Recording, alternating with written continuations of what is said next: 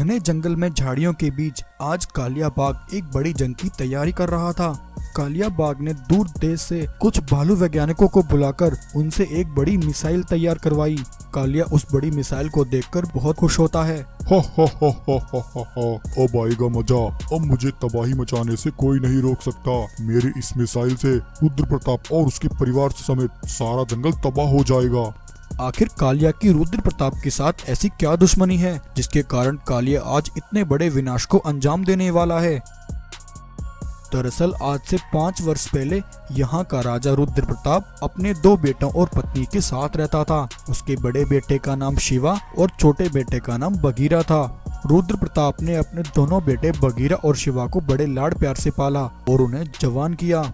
रुद्र प्रताप के पास सालों से एक जादुई मणि थी जिसका वह बहुत ख्याल रखता था। वह उस मणि की शक्तियों से गरीब दुखी जानवरों की मदद करता था। इसलिए रुद्र प्रताप का जंगल आसपास के सभी जंगलों में सबसे खुशहाल जंगल था। रुद्र प्रताप ने थोड़े ही समय में अपने जंगल में से गरीबी को जड़ से खत्म कर दिया था। आज उसके जंगल में हर जानवर के पास अपना घर और पैसा था। एक दिन रुद्र प्रताप मणि से मिलने वाले पैसों से जानवरों की मदद कर रहा था। तभी उसे ऐसा करते हुए 2 शिकारी बाघ मानव देख लेते हैं। वह दोनों इस नज़ारे को देखकर हैरान हो जाते हैं। आखिर ये कैसा चमत्कार है।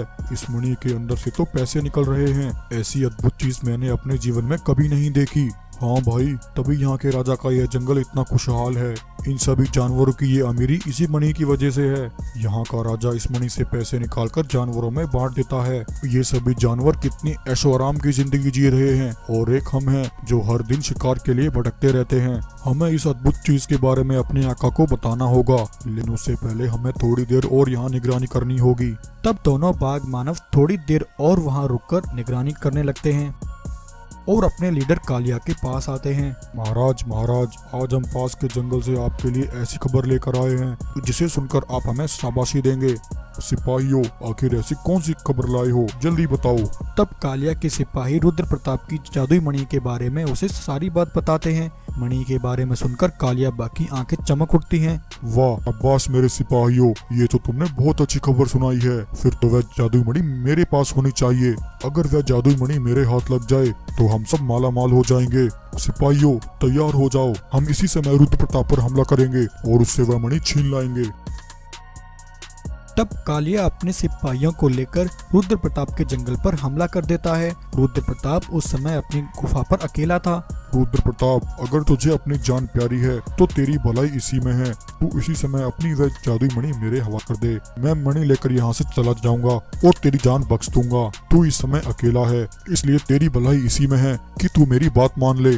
कालिया की बात सुनकर रुद्र प्रताप एक जोर की दहाड़ लगाता है। कालिया, तेरे जैसे कायरों की किदड़बकी मैं हर रोज सुनता हूँ और हर रोज उन कायरों को अपने जंगल से बाहर का रास्ता दिखाता हूँ। आज तूने यहाँ आकर बहुत बड़ी गलती कर दी। ऐसा कहकर रुद्र प्रताप अपनी मणि की शक्तियों से वहां अपनी एक रंगीन शेरों की सेना प्रकट करता है और अपनी रंगीन शेरों की सेना के साथ कालिया पर हमला कर देता है। रुद्र प्रताप की ताकत देखकर कालिया डर जाता है और अपने सिपाहियों के साथ वहां से भाग जाता है। मैं इस रुद्र प्रताप की ताकत को कम आंक रहा था, इसलिए आज मुझे मुंह की खानी पड़ी। आज हुई अपनी इस बेइज्जती को हमेशा याद रखूंगा। इस तरह इस रुद्र प्रताप का सामना नहीं कर पाऊंगा। मुझे इसके लिए कुछ और सोचना पड़ेगा। एक दिन शिवा और बगीरा जंगल से खेलकर अपने घर वापस लौट रहे थे। शिवा, तुम्हें क्या लगता है जंगल का अगला राजा कौन हो सकता है? बगीरा, पिताजी, हम दोनों में से चाहे जिसे भी जंगल का राजा चुने, लेकिन हम दोनों हमेशा इसी तरह एक साथ रहेंगे और साथ रहकर अपने इस जंगल की खुशहाली हमेशा कायम रखेंगे। शिवा और बगीरा को जाते हुए कालिया देख लेता है।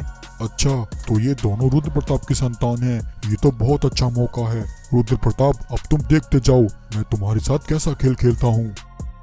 तब एक दिन कालिया अचानक से जंगल में बगीरा का रास्ता रोक लेता है और उसे कहता है, बगीरा, अच्छा हुआ तुम मुझे यहीं मिल गए। मैं तुम्हें ही तलाश कर रहा था।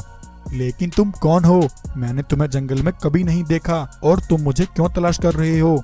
बगीरा, मेरा नाम कालिया है। मैं पास वाले जंगल में रहता हूँ। मुझे तुम्हें एक राज की बात बतानी है जिसे सुनकर शायद तुम्हारे दिल को बहुत चोट पहुँचे। कालिया, आखिर ऐसी क्या बात है जो तुम मुझे बताना चाहते हो? बगीरा, दरअसल बात ऐसी है कल रात मैंने तुम्हारे पिता रुद्र प्रताप को जंगल के जानवरों से बातें करते हुए सुना था। तुम्हारे पिता तुम्हारे बड़े भाई शिवा को जंगल का अगला राजा बनाने की बातें कर रहे थे और तुम्हारे पिता ये भी कह रहे थे कि तुम्हारा बड़ा भाई शिवा तुमसे कई गुना बुद्धिमान है और सिर्फ वही है जो इस जंगल को संभाल सकता है। नहीं, ऐसा नहीं हो सकता। पिताजी बिना मुझे बताए इतना बड़ा फैसला नहीं कर सकते। बगीरा, मैं सच कह रहा हूँ, अगर तुम्हें मेरी बात पर विश्वास नहीं तो तुम मेरे साथ चलो। कालिया बगीरा को लेकर रुद्र प्रताप की गुफा से थोड़ा दूर खड़ा हो जाता है। आज रुद्र प्रताप जंगल की इस सभा में एक ऐलान करता है। आज की इस सभा में आप सभी के पधारने का बहुत बहुत धन्यवाद। इस सभा में मौजूद सभी प्रजाजनों को मैं ये बताना चाहता हूँ कि इस जंगल का अगला राजा मेरा बड़ा बेटा शिवा होगा। एक जंगल को संभालने के लिए एक राजा के पास जो गुण होने चाहिए वो सभी शिवा के अंदर हैं, इसलिए तुम्हारा अगला राजा शिवा होगा। रुद्र प्रताप की ये बातें सुनकर बगीरा का खून खौल उठता है। देख लिया बगीरा, तुम्हारे पिता ने तुम्हारे साथ इतना बड़ा धोखा किया। जंगल का राजा तो तुम्हें होना चाहिए था, लेकिन तुम्हारे पिता ने तुम्हें बिना बताए तुम्हारे बड़े भाई शिवा को ये जंगल सौंप दिया। पिताजी, ये आपने बिल्कुल सही नहीं किया। आपने मेरे साथ धोखा किया है। कालिया, मुझे इस जंगल का राजा बनना है, लेकिन इस समय मुझे कुछ समझ नहीं आ रहा। अब तुम ही मुझे बताओ, मुझे क्या करना चाहिए। बगीरा, तुम बिल्कुल परेशान ना हो, मैं हमेशा तुम्हारे साथ हूँ। बस जैसा मैं तुमसे करने को कहता हूँ तुम बस वैसा ही करना। देखो बगीरा, तुम्हारे पिता की सबसे बड़ी ताकत उसकी जादुई मणि है। तुम्हारे पिता रुद्र प्रताप ने उस मणि के बलबूते पर ही इतनी बड़ी ताकत हासिल कर रखी है और यही ताकत इस जंगल के अगले राजा यानी तुम्हारे बड़े भाई शिवा को मिल जाएगी। इससे पहले तुम्हारे पिता ये ताकत शिवा को दे दें, तुम्हें उससे पहले उस मणि को हासिल करना होगा। अगर एक बार तुमने वो मणि हासिल कर ली, उसके बाद तुम्हें जंगल का राजा बनने से कोई ताकत नहीं रोक सकती। इस तरह कालिया आज रुद्र प्रताप से अपना बदला लेने के लिए बगीरा को उसके पिता के खिलाफ कर देता है। तो प्यारे दोस्तों, इस कहानी के पहले भाग में बस इतना ही। कहानी के अगले भाग में हम देखेंगे कि बगीरा किस तरह उस मणि को हासिल करता है। अगर आपको ये कहानी अच्छी लगी हो तो वीडियो को लाइक करें और शेयर करें और ऐसे ही मजेदार कहानियां देखने के लिए हमारे चैनल को सब्सक्राइब करें।